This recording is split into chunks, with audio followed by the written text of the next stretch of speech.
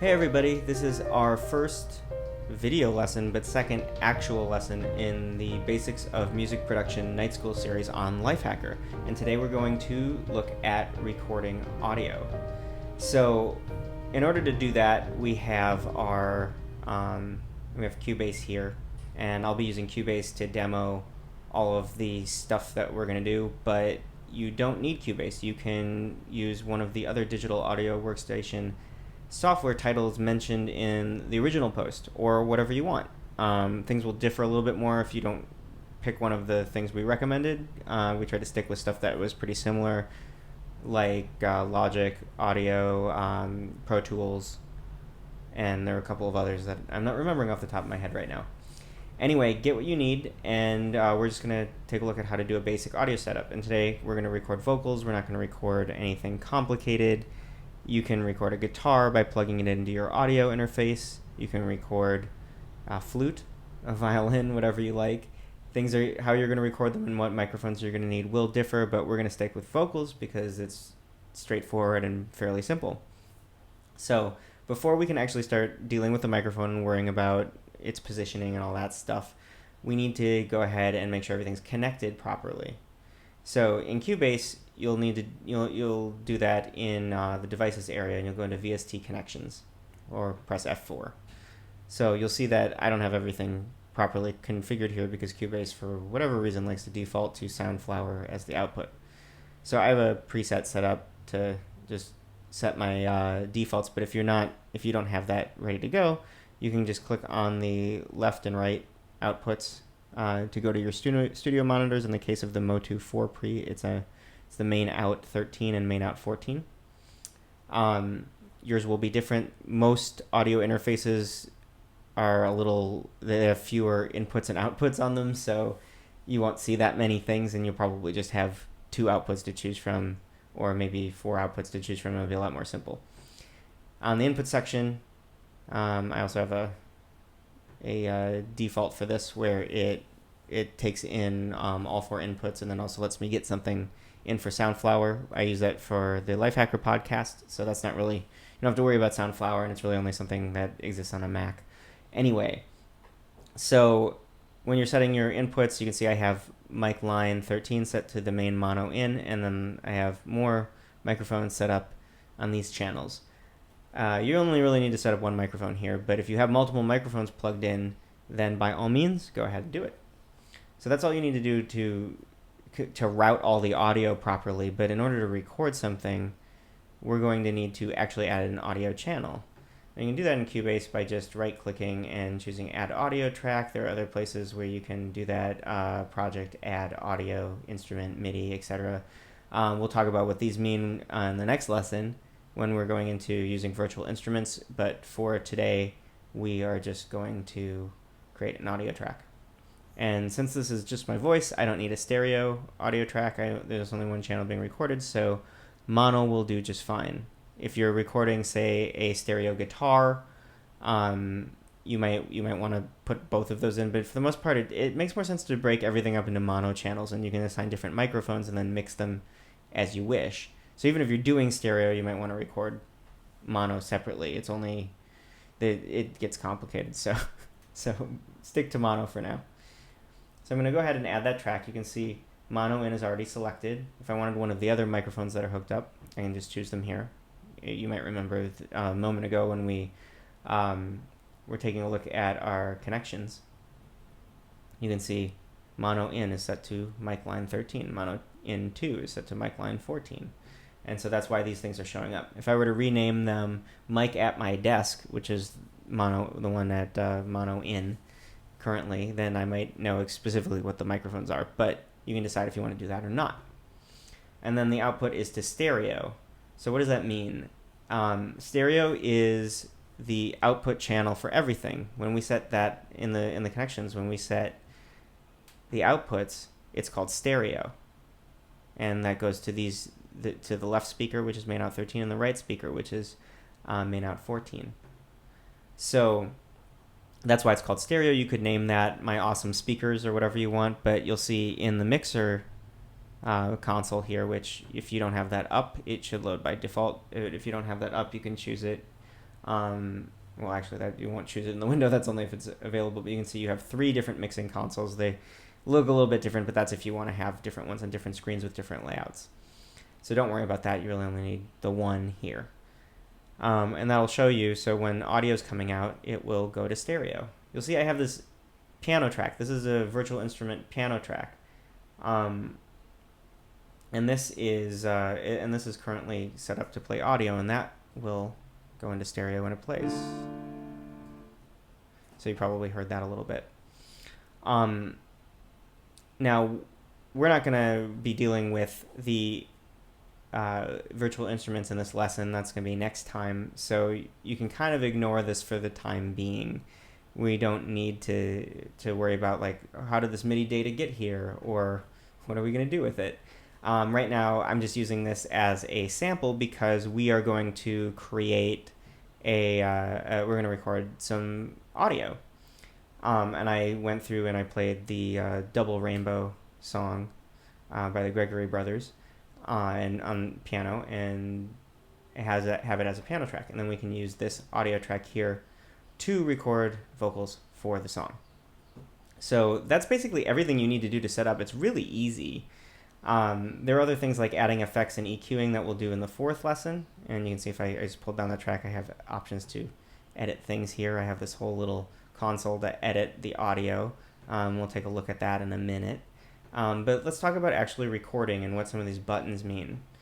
Now, you'll see that I have this transporter here. This is a pretty common thing in DAW software. If I press play, it'll play the whole thing.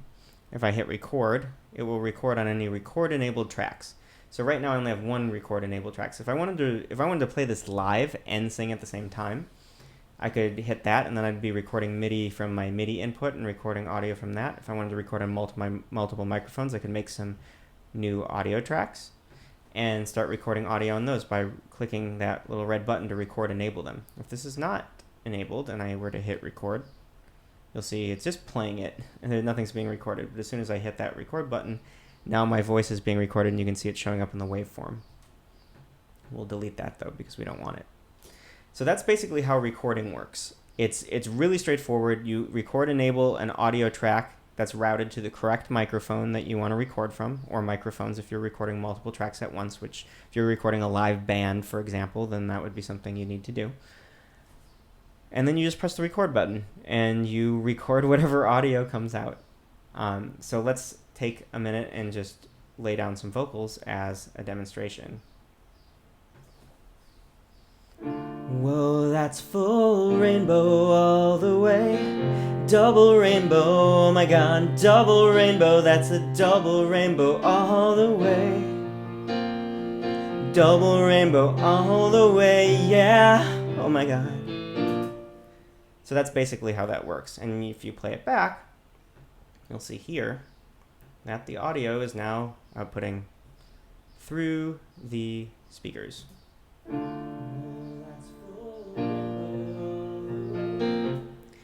Now, the bad part here is that it kind of sounds terrible. It's too soft. You can't really hear it very well, and the piano is just overpowering it in general. We don't want that. We want we want vocals that sound good, and there's some things that you can do to improve it. I'm going to hit this Edit Channel Settings button right here to bring up the channel settings that you may have noticed when I brought them up earlier. And you'll see that Cubase has a built-in EQ and some volume level. And you can add a whole bunch of things. We're not going to do really a whole lot here. I'm just going to show some basics because we're going to deal with mixing this track and mixing the entire piece together at the end of the lesson. But I just want to give you some basics on, kind of what you can do here so you're not stuck with this crappy audio track and not sure how to handle it. Now, there are a couple of things to know. You don't want to really boost the volume over 0 because 0 it'll blow out after that and then it sounds really bad. It might not blow out on your studio monitors because they're awesome and they can handle quite a bit, but it will blow out on normal people's headphones and speakers and whenever you're listening to an audio mix before you're ready to just, send it out into the world, you really need to listen to it in headphones in your car and on crappy computer speakers, so you know what it's going to sound like to other people. Because you can make a really solid mix on studio monitors, but if you don't have any references to what it's like in the real world, it might sound really bad. And so what might sound great on your studio monitors and sound realistic, it just doesn't always transfer over. So you have to make some alterations and keep going back and forth. And it takes a lot of work and a lot of listening and a lot of practice, but you get the hang of it a little bit more. I'm far from perfect with it. I'm not, a professional audio engineer. There are people who are far more skilled than I am when it comes to this. But in terms of getting a basic, nice sounding recording, there are a couple of things you can do. Now, one thing is plugins. There are inserts and sends, and we're going to deal with EQ, which can be a plugin, or it can just be, I can just start messing around with it now. You can do it either way. Now, inserts only affect the channel. A send affects multiple channels, and so if you don't want to deal with too much processing power, then sends are the way to go. So when it comes to reverb, that's often a good idea, because you might have multiple channels that need reverb, and you all kind of want them to have the same effect. So we're just going to make a simple reverb FX channel. And an FX channel is where you send the audio to the reverb channel, and then it outputs that reverb effect. So sometimes these will in Cubase it's called an FX channel track. In other software it might be called an FX channel, like the word actually spelled out. Because this is going to be reverb output, I'm going to put it into stereo, even though we're sending a mono signal. But I am going to tell it that we want mono stereo reverb, because it's going to be accepting a mono signal. This way we can input, whatever. So I'm going to hit add track, and this effects channel got added, and it's in this folder here. And they snuck it in there and didn't show it to us, but normally you'll see that expand. You don't actually have to look at this a whole lot unless you're making some serious edits. So we'll just close that up, and we can also close up that instrument channel too. Now on another monitor, it opened up this. This is the reverb channel. We are not going to play with what the reverb's like. This is a very big room with a lot of reverb. The signal's entirely wet. Wet means it's really echoey. Dry means it's not at all. So you might want to play around with some of this stuff and figure out exactly what it is that you want to accomplish. We'll talk about this more when we're doing the mix in the fourth lesson, but let's just leave it alone for now.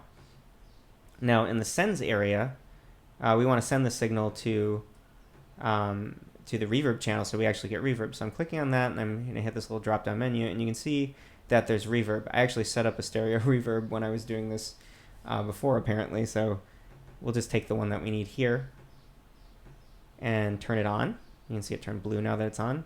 And if it's all the way up, it's going to be really reverby. So let's just listen to what that sounds like.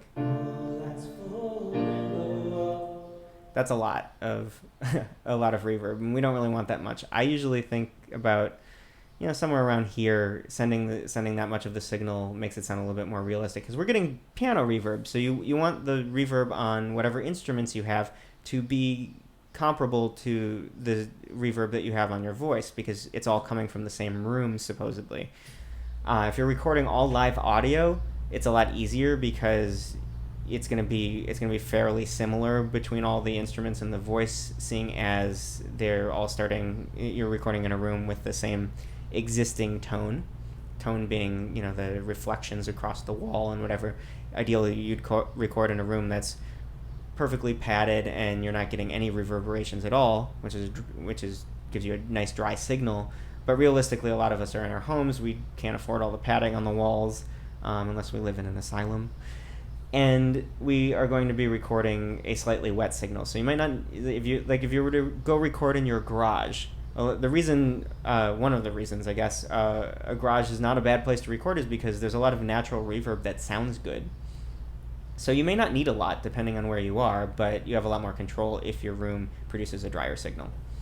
Anyway, my room has a bit of reflection on it. It's not the most ideal situation for recording, but it's not the worst either. So I'll put a little reverb on there, and then that makes the that makes the audio a little bit more wet and a little bit more pleasant to listen to and realistic, so it's not a dry voice in a wet room.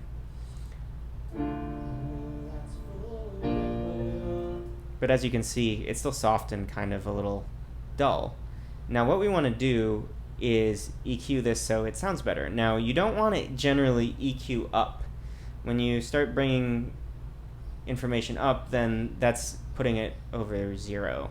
That will cause potentially the signal to blow out as well. So what we want to do is get rid of problematic information instead of the frequencies that are actually helping us. We don't want to boost those. We want to just remove the bad stuff.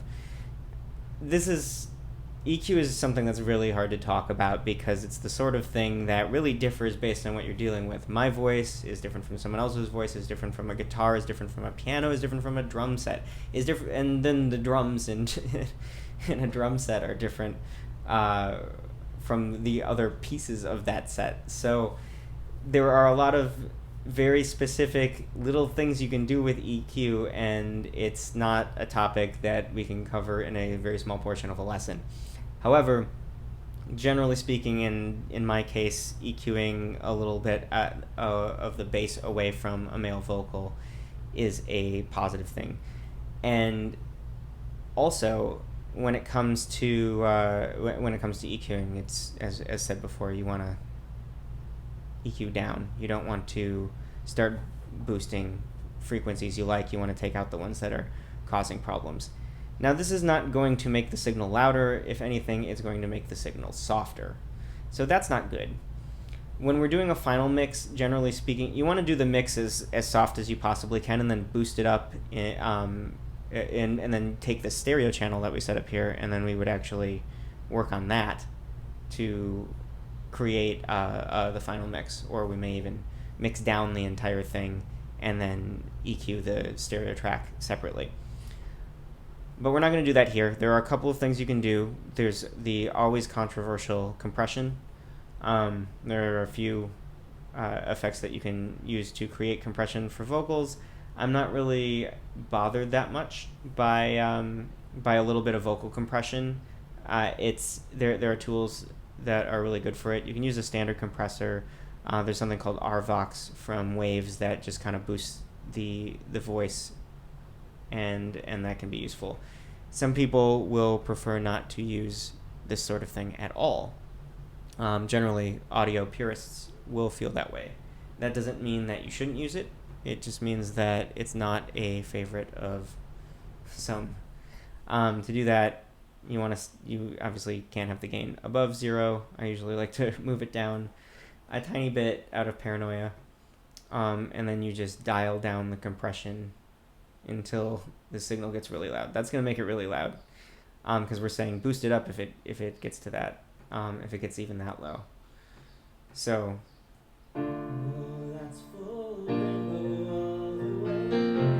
you can see you can hear me a little bit more now. If I did this a lot. Double rainbow, oh my God, double rainbow, that's a double rainbow. It's really compressing it, but I'm very present. So that's good in some ways, but it's also not terribly realistic and doesn't provide a lot of dynamic range. So you don't want to do this too much. You should EQ the audio so it's at a good place, but if the piano's too loud, then you need to turn down the piano. It's not so much about turning up things as it's turning down, because you can always make it louder in the end. You want to get a nice good mix that is not blowing out anybody's speakers, and then you can bring it up to a loudness point that you want when that mix is solid. So that's the basics of just getting an audio track into your digital audio workstation software, in this case Cubase, in your case maybe something else. In the next lesson, we're going to be taking a look at how to record virtual instruments, which is not that much different. Just involves knowing how to play on a MIDI keyboard, and then from there we'll finish up with a final mix where we'll talk a little bit more, or a lot actually, about mixing, like we just did for a little bit in this lesson, but on more tracks with some more effects and definitely mixing the actual final mix instead of just the individual tracks. So stay tuned. We'll be back in a few weeks. Well, we'll be back next week, and we'll be back with that lesson in a few weeks.